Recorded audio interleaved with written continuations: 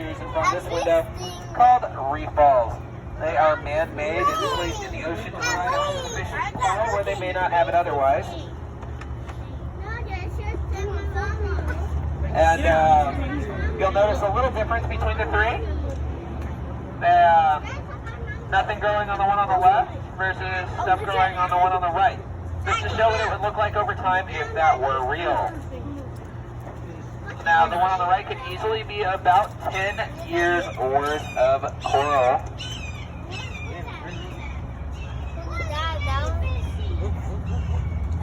And that's why we want to protect it, because it takes a very long time for it to grow back.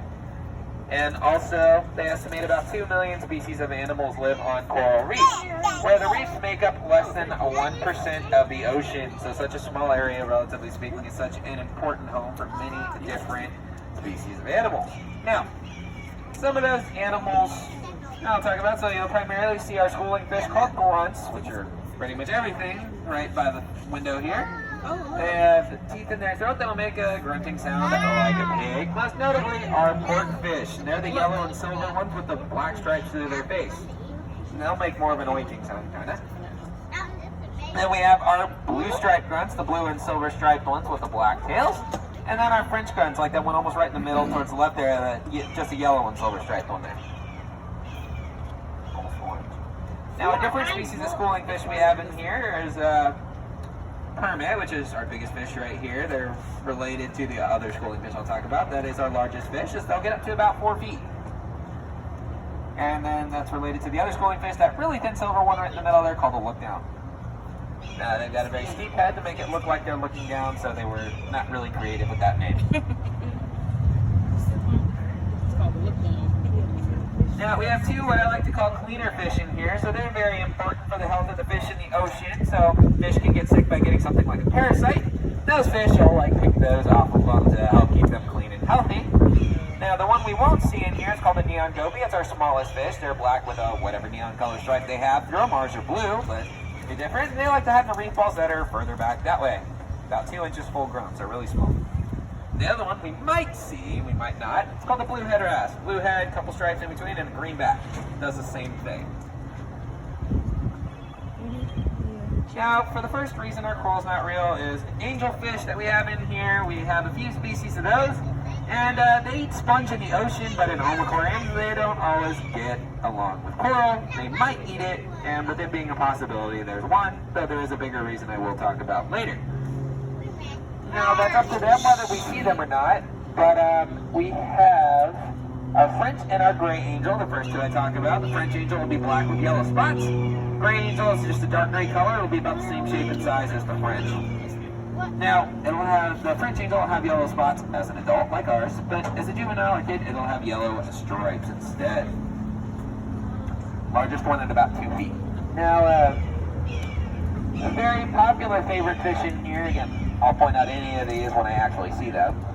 Our very popular favorite in here is our queen angel. It's the bright neon yellow and blue one, and on its head it has a blue spot. They call it a crown, so it gets its name from that.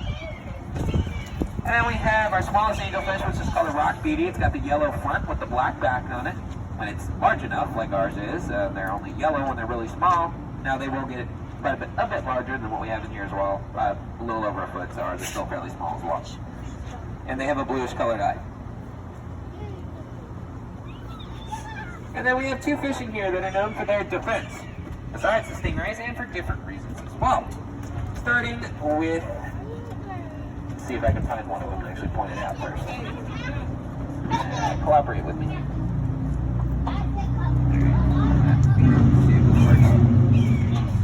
Anyways, there's a bluish-gray oval-shaped one in here called the surgeonfish or doctorfish, either name for it. It's a type of tang. Towards its tail, there's a dark blue spike called the scalpel, like a surgeon's tool. So it gets its name from that. That spike's their defense. So it's kind of like a typical weapon. Whereas the other one is much different. It's pictured right down there in the bottom right. Our four-eyed butterfly fish that doesn't actually have 4 eyes, only has 2. Well, black spot gives it its name. That's a fake eye, false eye, whatever you want to call it. And whatever wants to eat it thinks they can see from that. They can't. It tricks them to attack them from the front where their eyes are, so the fish will have a better chance to get away because they'll see it. So, trick rather than a weapon. And then for the reason our corals fake, is that red fish right with the red belly right at the bottom there. That is our parrotfish. It's called the stoplight parrotfish because of its colors. That's a female because of its red color, but the males are green. And parrotfish in general get their name from their more beak-like shaped mouth. Bird. And this one gets 2 to 3 feet. And what they do is, they're the reason our coral's fake. So what they do with that beak is they'll eat algae off of coral, but they'll beak will chew up some of the coral with it too. So they essentially eat coral, they'll digest it and get rid of it later as sand. So that's where sand comes from. And full-grown parrotfish, any species, not just this species here, can make up to about 800 pounds of sand per year each, and that's why the coral's fake. Oh, and by the way, there's the queen angel right up at the top.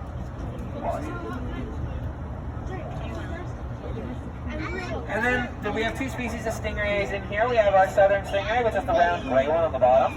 And it lives on the bottom, and you can tell because of that round flat shape. That one gets to be about 6 feet wide, 9 feet long, full grown. And then the ones that, for anyone who's here at the beginning, saw me feed that one stingray when it came up is our cow-nosed ray. We have 2 of those. Now their head's shaped like a cow's nose. Whoever named them said that anyways. And they get about a 3.5 foot wingspan. Now they've got that wing-shaped body rather than the round flat one, and that's how you tell they live from the middle to the surface. But they still eat off the bottom. They're the same food as the ones that actually live there. Fish, shrimp, and clams as an example. And that's a very large schooling stingray that if you're lucky you can see up to about 10,000 at a time. Though you'll normally see 1 or 200. But they're very social and very friendly. But otherwise, that's it for this presentation. If anyone has any questions, of course, please feel free to ask. Is there a blue ticket before I attempt to feed these guys? Alright, so what I'm going to do then is try to feed them in front of this window here and see what happens. If they come up. But until then, you'll see my hand get bit off by the porkfish because they tend to be mean.